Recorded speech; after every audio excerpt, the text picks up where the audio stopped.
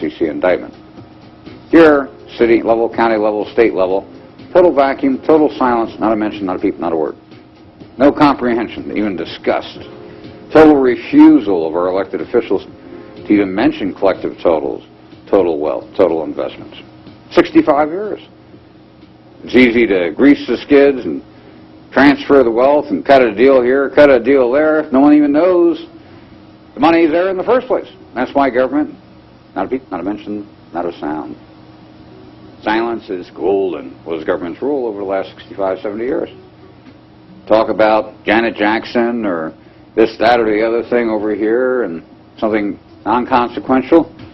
And over here, let's see, in the 2008, government takes over $600 trillion in derivatives. They control the marketplace, cause the collapse, suck $15, $20 trillion out of the world economy into their investment fund accounts. On the other side of the trade, not a peep, not a mention. Silence is golden, as the public is masterfully entertained. Not to look, not even to comprehend, to think about it. That makes it very easy for the corruption. With the TRF fund application, we can revert the ownership back into the hands of the population, benefit the financial cartels, benefit government, benefit ourselves, creating a productivity through capital reinvestment of unequal proportions that will drive the economy for the next 1,000 years. And we will maintain our wealth and allow our wealth to build.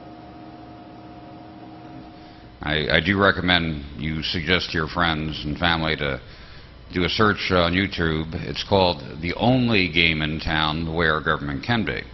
That is the trailer of the documentary. Now, I put out a documentary in 2000 called The Biggest Game in Town, which had to do with disclosure of what government was doing and how they were setting up their structure. That circulated worldwide. I released it on Google on December 25th of 2008.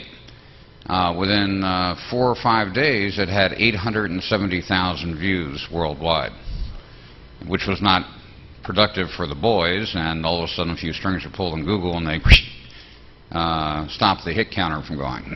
But I had locked in screenshots of their data pages before they did so. The bottom line within government is you have so much wealth. I mean, every one of us, since we're little kids, we start a lemonade stand, make $5.80 for the day. You count it 10 times. Get a little older, maybe start a paper route. Well, I made $85 this week. If I get another 40 papers, I get $115. Go to college. We start investing in the market. We're sitting there on our laptop studying. Oh, I'm up $200. Well, I'm down 50. You know, we get older. Invest in real estate. Maybe you start a business here, a business there. From when we're little kids up until when we die, we keep a running total of how much cash we have in our pocket, what the value of our investments are, and we keep a running total of our net worth in the back of our mind from when we're little kids up until when we die. Unless Alzheimer's sets in, then we forget. Now, I've spoken to thousands and thousands of people. I started national disclosure in June of '98. Somebody will call me up. Our school district did this, and they have this bond issuance, and they want to raise our funds $15 million. Our state says they're short $1 billion, and they want to raise our taxes. Every single call I get, I ask the person, I said, do you know how much cash you have in your wallet? Yeah. Do you know what the value of your investments are? Yeah, approximately. Do you know what your net worth is approximately? Yeah. Why? I said, well, you just called me about your school district. What's your school district's checking account balance? I don't know. Take a guess. I can't. What about their investments? What's the total of their investments? I don't know. Guess. I can't. Why not? I don't know. Do you know approximately what their net worth is? No. Just take a guess. I can't. I don't know. Every single person in 12 years, thousands of calls, not one person had the foggiest clue of the basics that are fundamental to each and every one of us personally since we're little kids up until when we die. And I find it absolutely amazing that government created an entire void and vacuum of comprehension to what's basic to each and every one of us in our own personal lives. It didn't happen by accident. It was intentional, due to the money and control involved. What I've realized recently is that we're trained from when we're little kids to do the right thing.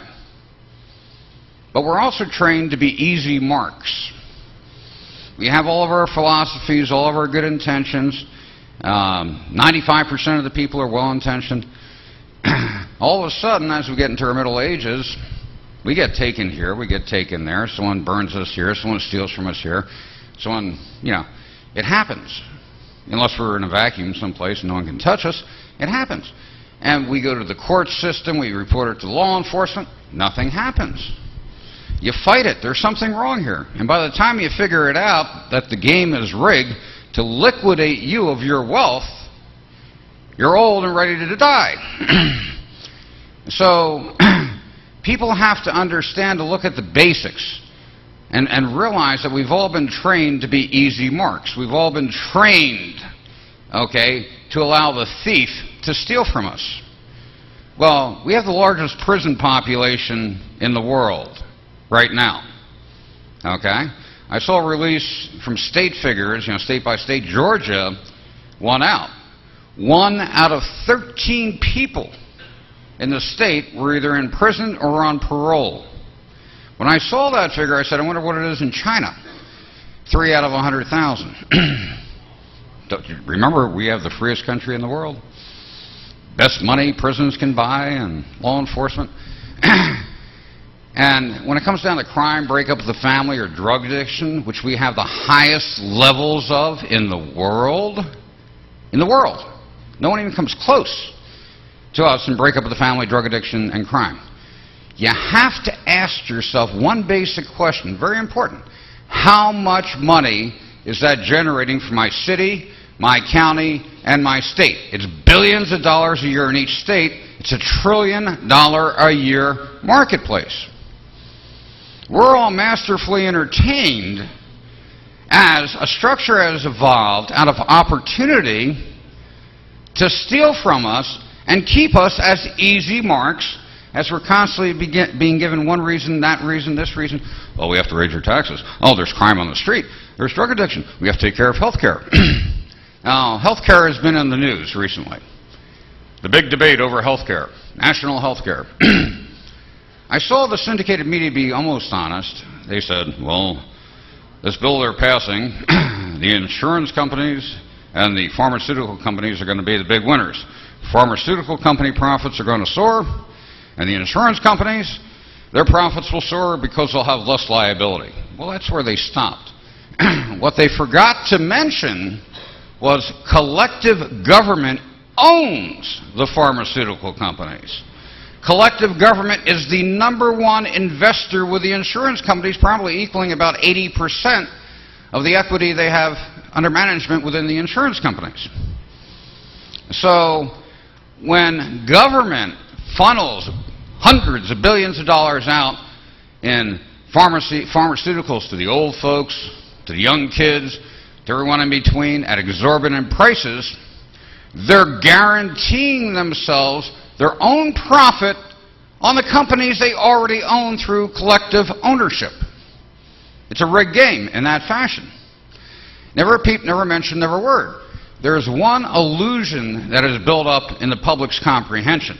You always hear, all these corporations, those lobbyists, they're trying to influence government, and they get everything done. Wrong. They got it backwards. That's intentionally promoted to you. Government, through collective ownership, took over the corporations over the last 60 years, and here we are saying, oh, those companies are really screwing us, and government, protect us. How can you let them get away with that? Government is the owner. Russia looked at what was happening in the United States, had happened in the United States, and they saw how much